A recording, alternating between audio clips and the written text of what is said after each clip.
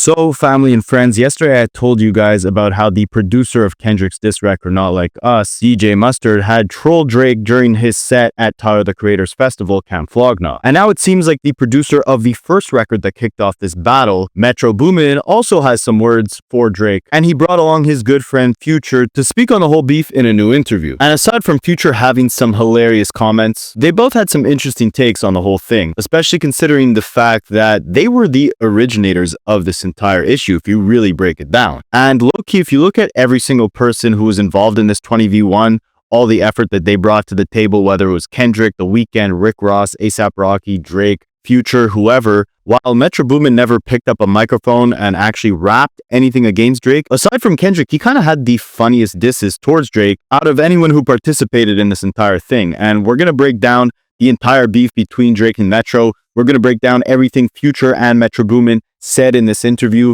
why people thought that they had beef with Drake to begin with, if they've resolved their issues, what they think about Kendrick Lamar, and a lot more. So let's jump into it. There's a lot of little nuggets in both of their disses that if it wasn't for these breakdowns, and salute to guys like this, Rapaholics, because I think they directly get it. So Future and Metro Boomin were awarded with GQ Men of the Year, and because of that, they did a sit-down interview with GQ. Now, as far as what being Men of the Year entails, I'm not too sure. Someone could let me know in the comments. That'd be great, I guess. I'm going to try to submit myself for nomination next year. But aside from Future and Metro Boomin, Pharrell Williams was also awarded by GQ this year for Creative Man of the Year or something like that. And they asked him about Drake too, because they've had their own little issue that's involved Pusha T. If you guys didn't know, Pharrell signed Pusha T way back in the day and produced a lot of his early work with his brother No Malice as the Clips. Pharrell also had some interesting things to say about Drake. I did a whole breakdown of their back and forth, why they have issues, and what Pharrell had to say about Drake, so I'll leave that in the description of this video. But as far as Future and Metro Boomin, let's start with Metro, because he was the one who really had issues with Drake. And he admits that in this interview as he's asked about all the Drake disses on his two albums with Future. Obviously, a little backstory if you guys didn't know, Future and Metro Boomin released two albums titled We Don't Trust You and We Still Don't Trust You. Metro's producer tag, like the drop that you hear when he produces a beat, is Future saying, if young Metro don't trust you, I'm gonna hit you with a firearm. So it was only right that they called their collaborative projects We Still Don't Trust You and We Don't Trust You. But those projects featured verses from Kendrick Lamar, The Weeknd, and A$AP Rocky, who were all throwing subliminal shots at Drake. Well, Kendrick and Rocky's disses weren't so subliminal. You also had features from Rick Ross on that album, who later went on to beef Drake and jump into this whole 20v1. So a lot of people associated these two albums as being the root cause or the catalyst of this entire back and forth. And when Metro's asked about it, he says, me and Drake, we had a personal issue. And for the record, not over no girl or nothing silly like that. It was a personal issue that really hurt me and disappointed me. But if you take all the rap entertainment out of it, it's like, have you ever been real cool with somebody and y'all fell out over something? It happens every day. It's just regular stuff. This just happened to have an audience. And to this day, it's still unknown what started it all, but it was a big domino effect of Metro Boomin having an issue with Drake. We first kind of got wind of this back in 2022 when Drake was supposed to feature on Metro Boomin's album Heroes and Villains, but Metro purposely left Drake's verse off of the project, saying that it didn't really fit the overall song. The song was kind of finished, and Metro liked it the way it was without Drake. Many people then believe that Drake purposely leaked the version of the record with his verse on it. It was the song called Trance with Young Thug and Travis Scott. And after that record leaked, Metro Boomin leaked the original version of Knife Talk, which was a track he produced, the biggest track off Drake's album Certified Lover Boy, which was originally a solo 21 Savage song. So he leaked the version that just had 21 Savage on it, and people were confused, like, why would you leak Drake's records to make him look bad, to show the world that it was really 21 Savage song, that he kind of made the whole song, or he was the backbone of it. Then when the Grammys came around and Drake's album Her Loss and Metro's album Heroes and Villains were both nominated,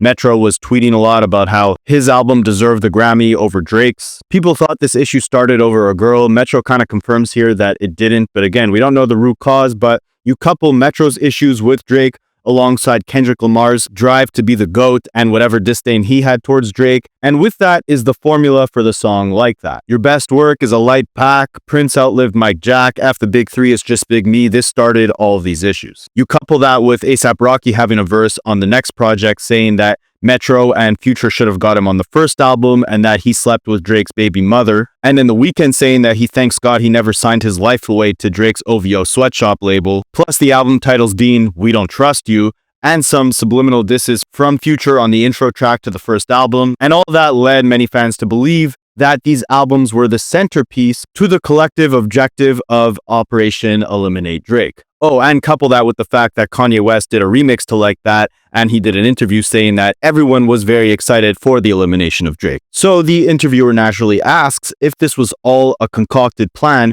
trying to eliminate Drake. They said, Kanye's antics aside, when I asked Metro Boomin if he's formally rejecting the idea that this was all a detailed attack plan, he responds with a sarcastic, for sure, even though some rap fans still see him as some kind of diabolical chess master. He said, people really think we sat down for 2 years making 2 albums to be like, yo, F this dude. What kind of stuff is that? You really think we're going to spend that much time, effort, resources on just trying to get at somebody on an album, blowing budgets on 2 albums, going over budget? That's some serious hate.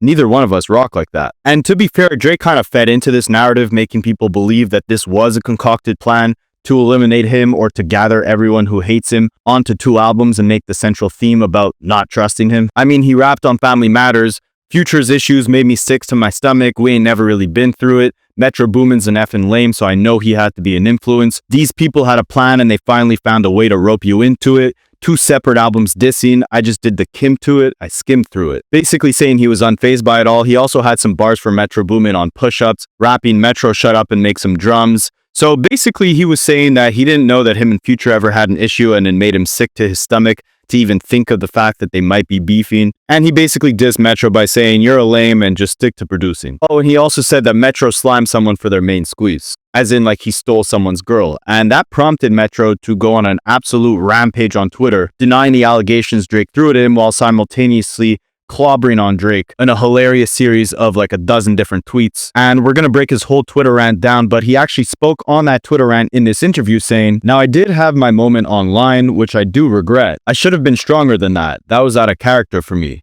But at a certain point, it's like, I don't rap, bro. So you're just gonna crap on me on all of these songs? I'm not gonna get in the booth, so I'm gonna tweet at you. And I mean, in Drake's defense, it was fair that he did also go at Metro Boomin, considering the fact that Metro Boomin did host a party for all of these guys to just crap on Drake on these different records. Not a party, but a platform. Like, these 2 albums had so many disses towards Drake that A$AP Rocky literally said, like, yo, why didn't you guys call me for the first one? I've been ready to diss this guy. Like, I've had these bars stashed up in this notepad, just like collecting dust, waiting for a beat to rap on to finally get at this guy. But I do agree with Metro. I don't think these albums were specifically crafted as Drake diss albums. Like, there was 42 different songs. So yeah, 3 or 4 of them had Drake disses on them, but another 39 of them didn't. And the whole We Don't Trust You title was an ode to Metro's producer tag that Future created. I don't think it was like some subliminal caption of, yeah, we don't trust you, Drake, so here's a collection of some songs with all your friends dissing you. But as far as Metro dissing Drake, he most definitely did on Twitter. The night that Kendrick Lamar released Not Like Us, Metro's Twitter fingers were in full effect and he went ether mode on Drake's head top. He started it off by sharing a couple videos of Drake on Twitter. One of them was a video of a young Drake, probably in his acting days, at a dinner with a bunch of white women where he's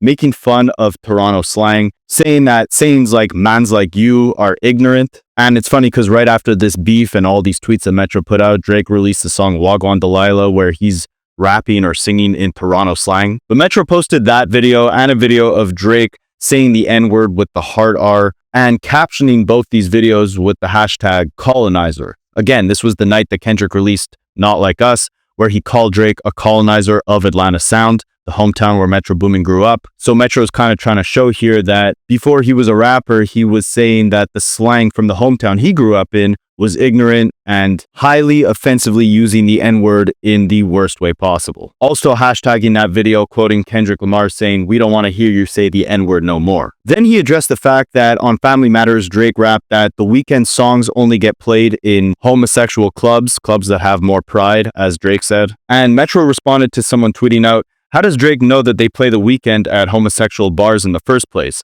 Metro said, "Come on, you know how. Freaky ass guy." He also tweeted out an old clip of Drake acting, and in the clip, Drake is caught looking at homosexual pornography. Again, he was acting, but it's kind of funny that he would choose that role. He also tweeted a picture of Drake weirdly fondling or hugging someone who's presumably his friend, and a mirror selfie that Drake himself posted, and Metro said, "This stuff is so easy because all I gotta do is post stuff that you already put out. Hashtag zesty man." Then he emphasized Rick Ross's claims that Drake got liposuction by saying, "I know a guy with lipo scars is not trying to call me lame." He also posted a picture of Drake with nail polish saying, "I know a guy pushing 40 and painting his nails is not trying to call me lame. Hashtag identity crisis." He then quoted more Kendrick lyrics when Kendrick rapped, "When I see you stand by Sexy Red, I believe you see two bad females," and posted a picture of Drake cuddling with Sexy Red. He also posted the pictures of Drake in blackface that Pusha T used as the album cover to The Story of Adidon and said, "I still can't believe these pictures are even real. It all makes sense now. Hashtag colonizer." And again, this was all in response to Drake saying that Metro got cheated on by his girlfriend when he rapped on Family Matters, saying that Metro's guy slimed him for his main squeeze. Metro tweeted out, "The bar about me shutting up and making drums was laughable, so I let it slide. But what we're not going to do is spread lies and have my loved ones involved. Nobody ever slept with my girl. We grew up together. She's a real woman and not even in the industry, but I guess hashtag you wouldn't know nothing about that." He also called out Drake for sending out a cease and desist letter to try and stop the song Like That from playing on the radio, and Metro said, "I'm lame, but the first week after Like That, you tried to block it at radio. I've been sitting on this email for a month now, but I was just sparing you. Oh, you ain't like that record?" He continued tweeting, "Now go make another song telling more lies because we both know you can't tell everyone why I don't mess with you. That wouldn't be a good look either for you, so I'm going to spare both of us with that." Then he pulled quite possibly the most hilarious move in this entire beef, where he really did shut up and make some drums. He cooked up this beat where he sampled someone singing BBL Drizzy with these soulful vocals. He posted the beat on Twitter and said, "Best verse over this gets a free beat. Just upload your song and hashtag BBL Drizzy beat giveaway." And this caused everyone to rap over this beat, including Drake himself, who spit a verse on it on the Sexy Red song You My Everything, where he kind of flipped it to make it seem like it wasn't him actually getting surgery, but instead he was buying so many women BBLs that they started calling him BBL Drizzy. And it seemed like Drake really did like this beat because when Metro released it, he left a comment on an Instagram post saying, "Did you just chef up a beat about my butt?" Yeah, as far as where Metro and Drake's issue stem from, we don't really get much clarity on that. And it's weird because they did collaborate quite frequently in the past. Metro Boomin executive produced Drake's collab tape with Future, What a Time to Be Alive. He even had production credits on 21 Savage and Drake's album Her Loss, which came out around the time that all these issues started. And that was that same album that Metro had production credits on that he was saying didn't deserve the Grammy over his own album. But Metro does say he regrets this whole Twitter spree, even though I don't regret seeing it. It was hilarious. And he says that the albums were not intended to be Drake diss albums. They just so happened to feature multiple artists who were dissing Drake. But let me know in the comments if you guys think Metro Boomin knew what he was doing and he was deliberately crafting these albums to be Drake diss albums. As far as Future, Akademiks had alleged that before Kendrick recorded his Like That verse, none of this was intended to be a Drake diss, and he didn't even know that Kendrick would come and say after Big 3 it's just Big Me, or diss Drake to any capacity on his own album. He says Future didn't know that there'd be any Drake disses on it, and over the last few weeks there's been a lot of talk about Drake and Future possibly reconciling their differences. When Young Thug was still incarcerated, he tweeted out tagging Drake, Metro Boomin, and Future saying that we need to patch things up and get back together. The world needs music with all of us together. Future actually retweeted that tweet, making people think that he was implying that he agreed with what Young Thug was saying,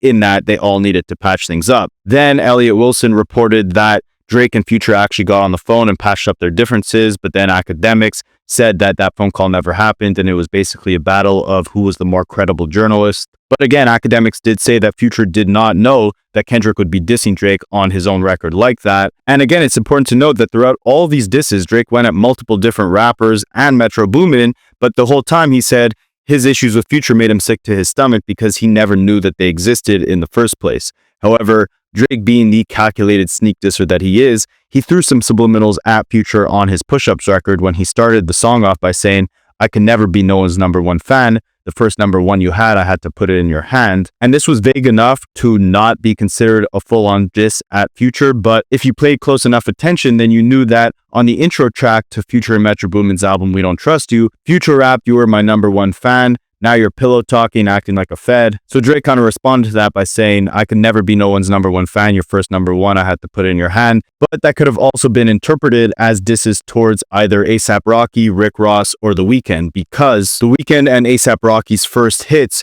were Drake records, and Rick Ross's biggest hits were Drake records. So again, he kind of made it big enough where he can come back and patch things up with Future and pretend like there was no dissing back and forth between them in the first place. But again, Future spoke on all this in this new interview, and he said some pretty funny things. The interviewer started off by saying, Future, it's worth noting, has never overtly dissed Drake, although this hasn't stopped fans from reading implications into certain lines from the two We Don't Trust You albums. When I asked him in Miami about his perspective on the beef, it seems like he's about to give one of his patented evasive interview maneuvers. There was a beef? Future asks, impishly smirking as he stands up to roll another joint. I didn't even know there was a beef. I didn't even know they had nothing going on. I ain't never been participated in rap battles, man. And again, it does add validity to what Akademiks was saying in that Future never knew to begin with that Kendrick would go on his record and diss Drake.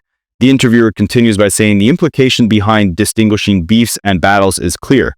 Beef is, like Biggie once rapped, when an issue has real street consequences. After a few moments, though, Future steps back and poses a question back to me. Why should he care about the beef when no one involved seems to care about him? And I mean, yeah, again, with all this talk about the big three, it's funny that only Drake and J. Cole seem to take offense and actually release diss records of their own. Everyone else was kind of just throwing attacks at Drake, and even Drake himself didn't really drag Future into this beef, except for a couple vague sneak disses and saying that the thought of him beefing with Future makes him sick to his stomach. So yeah, rightfully so, Future feels like while this beef might have originated on his own record, no one involved ever cared to even mention Future after that record was released. And with all Future's accomplishments, with him releasing 3 #1 albums this year back to back, and a decade-long career of dropping hit after hit, it's only right that he feels like he's warranted being part of that big three as well. So Future kind of trolled the interviewer by saying, Kendrick said big three on my song. I'm supposed to be the one that gets mad. I'm still confused about that. Nobody cares what I think, Future continues, breaking into a laugh. That's what was so effed up about all this stuff. To the point where I'm so player that I didn't even say anything to the public about how I feel about it. Like, why is everyone mad when he was talking about me on my song? So y'all just gonna forget about me? Like, I'm not part of this big three. I'm nobody on my own song. If I didn't get mad, nobody should have gotten mad. If I would have really been mad about it and I made something out of it, then somebody else could be like, oh, I can make something about this. And that's what's so funny about Future. You know, while he doesn't really do interviews often, while he doesn't really speak much, while he, like he says, does not really participate in rap battles to any capacity, he's still paying close attention. He still recognizes the accomplishments that he's had in the spot he's warranted in the top tier position of hip hop artists of his generation. And he flips the whole thing like everyone's mad about this big three, like they should belong in the big three, but he's saying F the big three on my own song. And if I'm not getting mad about it and I'm part of that big three, then why should anyone else get mad about it? Great way to troll the situation while simultaneously weaving your way out of any issues with any artist involved. And as for if he's cool or not with any artist involved, the interviewer asked him and Future shrugged by saying, yeah, who am I not cool with? Because I ain't got nothing to be mad about. Find something I should be mad at them about, then I guess I'll get mad. The interviewer continued by saying, it's as elliptical as I expected Future to be about this, but it's also a very good point. Of all the enemies Drake reserved bars for across his handful of diss songs, his most notable mention of Future is about how the idea of beefing with him is nauseating, before shifting blame on Metro Boomin for his involvement.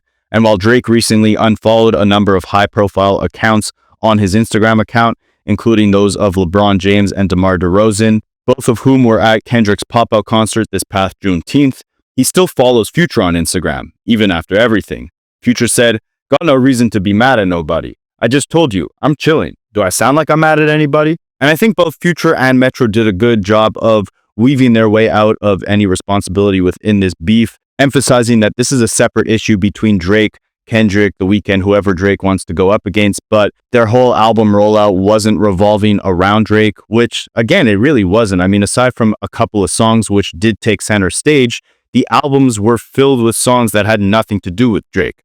The only other slightly subliminal thing I could think of was the fact that Future actually wrote the song Feel No Ways that was on Drake's 2016 album Views, and on this new album, We Still Don't Trust You, Future included the original version of that record that he then wrote for Drake. Otherwise, Future or Metro themselves didn't really have much to say about Drake on either of these albums. It was all just the features. And I still remember right before that second album dropped, Drake still hadn't dropped his first response to Kendrick's verse on Like That, and everyone thought this second Future and Metro album would feature tons more Drake disses.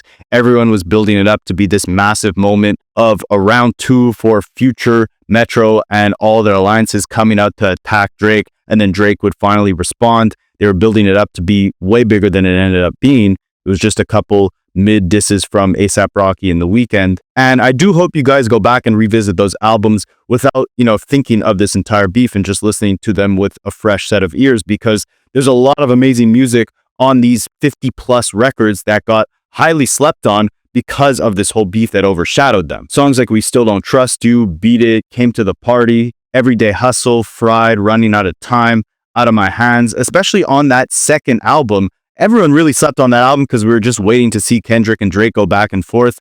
And I mean, there's like 30 plus tracks on this album and there's a lot of bangers. So definitely go back and revisit it. We're going to be doing the best songs and albums of the year. And don't be surprised to see a lot of records from these projects be on those lists. And I'm with Future, man. After 3 #1 albums this year, if he's not mad at not being included in that big 3 and Kendrick saying F the big 3, he's the only one that should really be insulted by that. It was on his own record. Drake should not be insulted. J. Cole, forget about it. Future is the real underdog of 2024, and you cannot convince me otherwise. But let me know what you guys think in the comments. Do you think we'll see Drake and Future reunited in the near future? Why do you think Metro and Drake started beefing in the first place? Because really, that's at the root of how this all started, how Kendrick got the beat to even diss Drake in the first place. So without whatever issue Drake and Metro had, we would have never got Not Like Us, Euphoria. Hell, Kendrick might not even be performing at the Super Bowl if it wasn't for whatever issue Metro Boomin and Drake had.